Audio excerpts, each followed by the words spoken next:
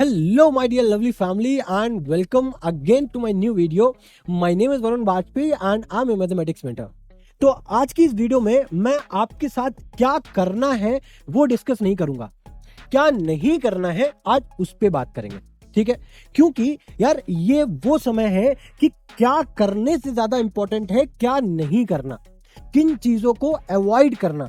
ये अगर आपने सीख लिया तो आपका सक्सेस का जो पाथ है वो ऑटोमेटिक क्लियर हो जाएगा। हमें इस टाइम पे सिर्फ और सिर्फ ये पता होना चाहिए कि हमें किन किन चीजों को अवॉइड करना है, ऐसी कौन कौन सी चीजें हैं जो हमको इस टाइम पे डिस्ट्रैक्ट कर रही हैं, ठीक है। हमें वो चीज को बारीकी से समझना है और उन पे काम करना है। एक हम एग्जाम्पल फोड़ के आएंगे, ठीक है। तो देखो यार, मुद्दा क्या है ना, मुद्दा ये है कि देखो अभी भी नहीं पड़ता किस बच्चे ने, मान लेते हैं कि कोई ऐसे बच्चे हैं जिन्होंने साल भर ना खूब कूट के मेहनत की है ना, खूब दबा के मेहनत की, फर्क ही नहीं पड़ता यार। मैं तो बोलता हूँ फर्क ही नहीं पड़ता। फर्क इस बात से पड़ता है कि इस टाइम को कौन कितना अच्छे से यूटिलाइज कर पा रहा है। फर्क इससे पड़ता है कि आपने कितने क्वेश्चंस को पलट के देखा। फर्क इससे पड़ता है कि भाई आपने कितनी बार चीजों को पलट करके देखा है। खुद से बात पूछो, खुद से बात पूछो कि भाई क्या मैं जो चीजें पढ़ रहा हूं क्या उसको टाइमली रिवाइज कर रहा हूं, या फिर मैं अभी भी बस कोई भी कुछ भी मुझे बताया जा रहा है मैं उसी के पीछे भागता चला जा रहा हूं। भाई किसी ने मुझे ये बता दिया कि भाई इस टॉपिक से ये आने वाला है, भाई मैं उसी के पीछे भागता चला गया। भाई इस टॉपिक से ये पढ़ लूं, ओके ठीक है भाई, वो चलता चला गया। मुझे अपना पाथ ही नहीं क्लियर है कि मुझे क्या करना है क्या नहीं करना। तो भाई इन सब चीजों को हमें ध्यान में रखना है। हमें भाई देखो ये जो टाइम है ना, जिस भी बच्चे ने इस टाइम की कीमत समझ ली, जिस भी बच्चे ने इस टाइम की कीमत समझ ली ना, भाई अपना एक बात बताऊं मैं, अपनी जिंदगी बदल दोगे। और देखो अगर तुम्हें लगता है ना यार 10th बोर्ड है, तो वो 10th बोर्ड कोई बड़ी चीज नहीं है। अभी इससे आगे तुम्हें बहुत कुछ फोड़ना है, बहुत कुछ फोड़ना है यार, बहुत कारनामे करने, तुम्हें आगे बहुत कुछ करना है। लेकिन क्या होता है ना, ये जो आपके पास एक रिजल्ट आएगा ना 10th के बाद, एक जो बोर्ड की रिजल्ट की मार्कशीट आएगी ना, उसको क्या होगा, जब आगे जाओगे ना, कॉलेज पास आउट कर लोगे अपनी जिंदगी में, जब उसको पलट के देखोगे ना ये बोर्ड का एग्जाम की जो मार्कशीट, ठीक है, अगर अभी तुमने मेहनत कर ली और अगर तुम्हारी मार्कशीट में अच्छे रिजल्ट आ गए तो भाई खुद को प्राउड होता है कि भाई मैंने ना मेहनत की थी तब मेरे को अच्छे मार्क्स आए हैं। खुद को एक प्राउड फील होता है भाई, खुद को। तो दूसरा भाई, ठीक है, दूसरों के लिए नहीं करना। ये हमारे पास नंबर आएंगे ना जिसमें तुम्हारा नाम लिखा होगा, तुम्हारा रोल नंबर लिखा होगा, वो तुम्हारी मेहनत को बताएंगे, किसी और की मेहनत को नहीं बताएंगे। तो इसीलिए बोलता हूं खुद के लिए मेहनत करो भाई, दूसरे के लिए नहीं, दिखावे में मत जियो, ठीक है। बहुत कड़वी बात है, बिल्कुल रॉ वीडियो बना रहा हूँ, ठीक है। और आज का जो वीडियो है ना उसमें मैं बेसिकली गैप्स डेज में किस तरीके से पढ़ना है उसकी बात करूंगा, ठीक है। बट ये बात भी जरूरी है, इस वजह से मैं आपको बोल रहा हूँ, ठीक है। और मुझे पता है, ये भी पता है कि भाई आप में से बहुत लोग सीरियस भी हो और बहुत लोग की पॉइंट मतलब ट्रैक पे हो, बहुत अच्छे से मेहनत कर रहे हो, ठीक है। बट मैं ये उन बच्चों के लिए बात बता रहा हूँ जिनको अभी भी कोई फर्क नहीं पड़ रहा है, ठीक है, उनको कोई मतलब नहीं है, उनको लग रहा है अरे यार ठीक है यार, एक दिन में कर लेंगे, क्या फर्क पड़ता है, 10th ही तो है, ठीक है, कोई एक वीडियो देख लेंगे, क्या फर्क पड़ेगा, बस करके चले आएंगे। ये उनके लिए, ठीक है। तो भाई अभी भी टाइम है, सीरियस हो जाओ, ठीक है। सॉरी।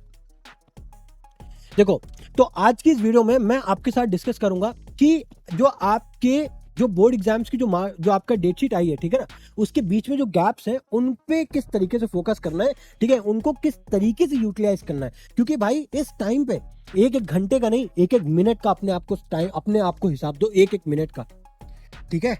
अगर तुमने इन दिनों में, तो कितना ही दिन है भाई, कितना ही दिन है, 20 से 25 दिन में तुम्हारे एग्जाम्स खत्म हो रहा है। क्या तुम 20-25 दिन अपनी आने वाली जिंदगी के लिए नहीं दे सकते हो? भाई इतने ही दिन तो है, बस इतना ही तो सीरियस होना है तुम्हें। अगर इतना तुम सीरियस हो गए तो तुम्हारी आगे आने वाली लाइफ तुम खुद अपने हाथों से इतनी अच्छी बना रहे हो भाई। ये तुम्हारे पास कितना शानदार मौका है। अब खुद देख लो, इस बार की जो डेट शीट आई है कितनी शानदार आई है, कितनी शानदार है, कितना अच्छा गैप दिया हुआ है हर पेपर में, ठीक है, कितना अच्छा था, देखो कितना अच्छा सा गैप दिया हुआ है, ठीक है। तो भाई उसको यूटिलाइज करो, अच्छे से यूटिलाइज करो, उसको प्रॉपर तरीके से यूटिलाइज करो। ठीक है, अब देखो जैसे यहाँ पे देखो इंग्लिश है, ठीक है, इंग्लिश 15 तारीख को है, ठीक है, 15 तारीख को इंग्लिश है, तो अब इंग्लिश किस तरीके से करना है? इंग्लिश में भाई कुछ नहीं करना, ऐसा नहीं है कि भाई हमें कुछ भी हम पढ़ते जा रहे हैं, फिर बाद में जब बोर्ड में जब हमारे पास क्वेश्चन आएंगे तो फिर वो होगा कि अरे सर क्वेश्चन तो इस बार आउट ऑफ द सिलेबस आ गए। नहीं, आउट ऑफ द सिलेबस नहीं है भाई, तुमने ही चीजें अलग पढ़ी। बोर्ड देखो, ध्यान से समझो, बोर्ड का जो सिलेबस है, ठीक है, और बोर्ड का जो पैटर्न है वो स्पेसिफिक है, कुछ भी नहीं आता यहाँ पे वही चीजें आती हैं जो स्पेसिफिक है, जो हर बार आ रही है। एक पैटर्न फॉलो हो रहा है, उस पैटर्न को पकड़ो, ठीक है, उस पैटर्न को पकड़ो, स्मार्टली स्टडी करो। ठीक है, स्मार्ट का मतलब ये नहीं कि बस खाली वही क्वेश्चन 10 क्वेश्चन कर लेंगे, अब 10 ही क्वेश्चन आने, नहीं। स्मार्ट का मतलब स्मार्टली स्टडी, स्मार्ट स्टडी का मतलब ये होता है कि भाई हमें ये पता होना चाहिए कि क्या चीजें मेरे लिए जरूरी है, क्या चीजें मेरे लिए जरूरी नहीं है। ठीक है, इन चीजों में हमें फर्क पता होना चाहिए, ये इसको कहते हैं स्मार्ट तरीका। ठीक है, तो हमें इस टाइम पे देखो, इंग्लिश में क्या बोलता हूं मैं, इंग्लिश में देखो जो भी सब्जेक्ट वाले हैं, ठीक है, जो भी जैसे थ्योरी सब्जेक्ट्स हैं, उन पे मैं हमेशा बोलता हूं, जैसे इंग्लिश में बहुत बच्चों को सबसे बड़ी प्रॉब्लम ये आती है कि सर मुझे वर्ड्स का मीनिंग नहीं समझ में आता है। ठीक है, तो अब यार ये वर्ड का जो मीनिंग समझ में नहीं आता ना, उसके लिए तुम वीडियो कितनी भी देख लो तुम्हें फर्क ही नहीं पड़ेगा, क्योंकि जो मास्टर है ना यहाँ पे भी मोस्टली, जैसे मैं बोल रहा हूँ, मैं किसमें बोल रहा हूँ, हिंदी में बोल रहा हूँ, ठीक है, तो हिंदी तो आपको समझ में आएगी, लेकिन वहां पे लिखना तो आपको इंग्लिश में है ना।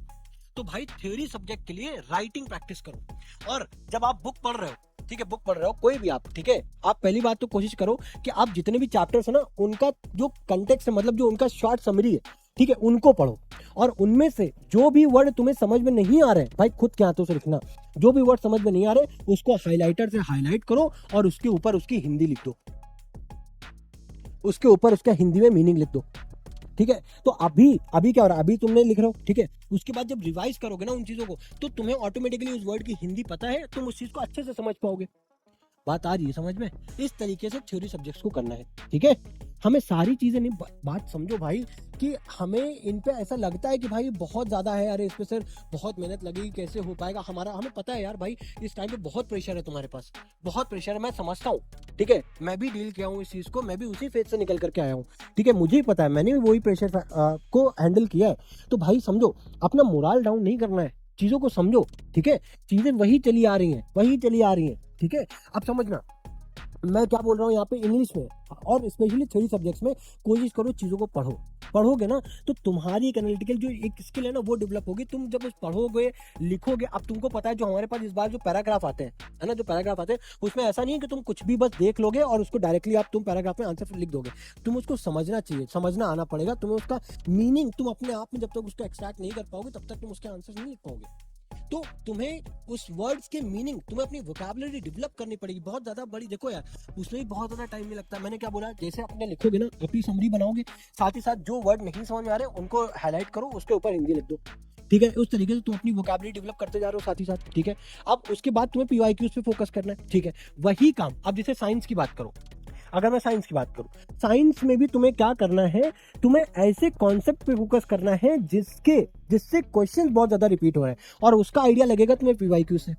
ठीक है, पीवाईक्यूज देखो लास्ट 4 इयर्स के देखो, और देखो किस कॉन्सेप्ट से बेसिकली क्वेश्चन सबसे ज्यादा रिपीट हो रहा है, पहले उन कॉन्सेप्ट पे फोकस करो। ठीक है, उन कॉन्सेप्ट पे अपनी ग्रिप स्ट्रॉन्ग, ठीक है, उन कॉन्सेप्ट पे अपनी ग्रिप स्ट्रॉन्ग करो। ठीक है, मैं फिर से बोल रहा हूँ, पहले अपने 70 से 80 मार्क्स तो भाई स्ट्रॉन्ग कर लो, उसके बाद 30 और 20 वाले जो है वो बाद में कर लेंगे अभी। ठीक है, बात समझो, हमें पहले जो मेन है जिसके आने की प्रोबेबिलिटी सबसे ज्यादा हाई है, हमें उन पे फोकस करना है पहले। ठीक है, तो मैंने साइंस इस तरीके से कर ली। अब बात करते हैं एसएसटी की। एसएसटी में भी क्या है, जो इंपॉर्टेंट डेट्स है ना, जो इंपॉर्टेंट डेट्स हैं, जिन डेट्स पे पर्टिकुलर इवेंट्स हैपन हुए, उनको हमें एक माइंड मैप के फॉर्म में, एक हमें शॉर्ट समरी के फॉर्म में, हमें हर चैप्टर्स की समरी हमारे दिमाग में होनी चाहिए। तब तो हमारे पास कोई क्वेश्चन आएगा, तब तो हम उस चीज को अपने फॉर्म में लिख पाएंगे। और ध्यान से समझना भाई, ये जितने भी थ्योरी सब्जेक्ट मैं आपको बता रहा हूँ, जितने भी, इनमें आपको लिखना है। अगर आपको ये लग रहा है ना कि भाई चीजें समझ में आ रही, मैं एग्जाम में ही लिख के आ जाऊंगा, भाई यकीन मानो इतनी ज्यादा स्पेलिंग मिस्टेक्स करोगे और उस टाइम पे तुम ना ब्लैंक हो जाओगे, तुम्हें समझ में नहीं आएगा भाई यहाँ पे बनाऊं क्या। इस वजह से लिखने की आदत डालो, लिख करके प्रैक्टिस करो, तब जाकर के चीजें क्लियर होंगी।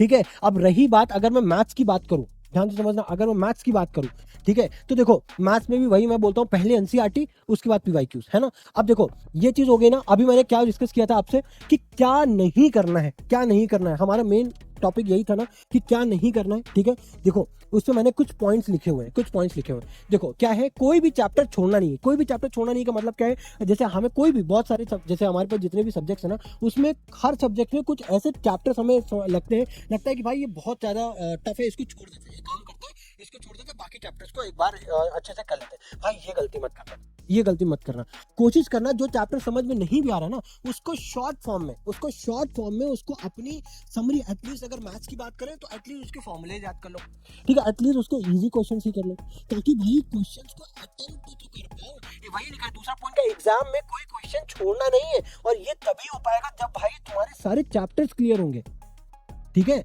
तो सारे चैप्टर्स तुम्हें क्लियर होने चाहिए, तभी तुम एग्जाम्स में सारे क्वेश्चंस अटेम्प्ट कर पाओगे। और भाई सारे क्वेश्चंस को अटेम्प्ट करके आना है, एक भी क्वेश्चन हमें खाली नहीं छोड़ के आना है, ये गांठ बांध लो इस बात को, ठीक है। ध्यान से समझे कि क्या मैं बोल रहा हूँ, बहुत इंपॉर्टेंट बात है, बहुत इंपॉर्टेंट, ठीक है। तो कोई भी चैप्टर हमें छोड़ना नहीं है, ठीक है। और देखो वन शॉट जो वीडियो देख रहे हो वो 2 घंटे से ज्यादा की नहीं होनी चाहिए, अगर कोई चैप्टर तुम्हारा क्लियर नहीं है और उसकी तुम वन शॉट वीडियो देख रहे हो, ठीक है। वन शॉट वीडियो भी हमें देखनी है, शॉर्ट वीडियोस देखनी है, ताकि हमारा कम टाइम में वो जो क्विक, जो हमारा जो मेन इंपॉर्टेंट चीज है वो मेरे दिमाग में सेव हो जाए, ठीक है। बाकी हमें अपने एंड से मेहनत करनी है, मैथ्स के लिए खुद से क्वेश्चन प्रैक्टिस करना है, क्वेश्चन के लिए भी एनसीईआरटी पीवाईक्यूज पे फोकस करना है, बाकी थ्योरी, ठीक है, पहले हमें क्विक फॉर्म में समरी रिकॉल करनी है, उससे रिलेटेड जो पीवाईक्यूज है उन पे फोकस करना है। आ रही है बात समझ में, ठीक है। अब देखो मैंने ये पॉइंट भी ऑलरेडी डिस्कस किया, नई चीज़ों के पीछे नहीं भागना है इस टाइम पे। ऐसा नहीं है कि भाई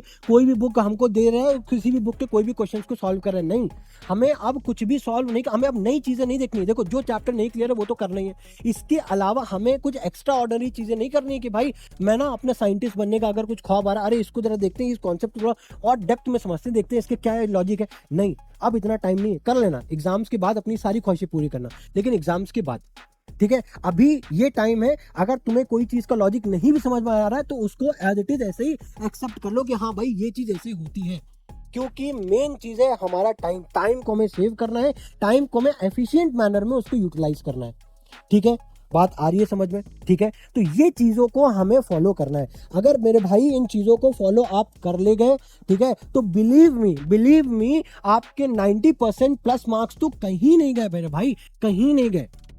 ये मैं आपको लिटरली बता रहा हूँ भाई, अगर मैं बोल रहा हूँ मैं फर्जी बातें नहीं बोलता हूँ, ठीक है। और अगर माफ करना अगर ये वीडियो थोड़ी सी लंबी हो गई हो, ठीक है, उसके लिए मैं दिल से माफी मांगता हूँ, बट भाई ये बातें बहुत जरूरी थी आपसे करना, इसीलिए मैंने ये वीडियो बनाई, ठीक है। आई होप ये सारी बातें जो भी मैंने इस वीडियो में आपके साथ शेयर की, वो सारी बातें आपको बहुत अच्छे से समझ में आई होंगी। अगर फिर भी अगर आपको लगता है कोई पर्सनल कोई डाउट है, कोई आपको ऐसी चीज पूछी है, तो प्लीज कमेंट बॉक्स में जरूर मेंशन करो, या फिर आप मेरे इंस्टाग्राम आईडी पे मुझे पर्सनल मैसेज करो, मैं जरूर से जरूर आपको कॉन्टैक्ट करूंगा मेरे भाई। आप मुझे कॉन्टैक्ट करो, मैं खड़ा हूँ आपके लिए, ठीक है।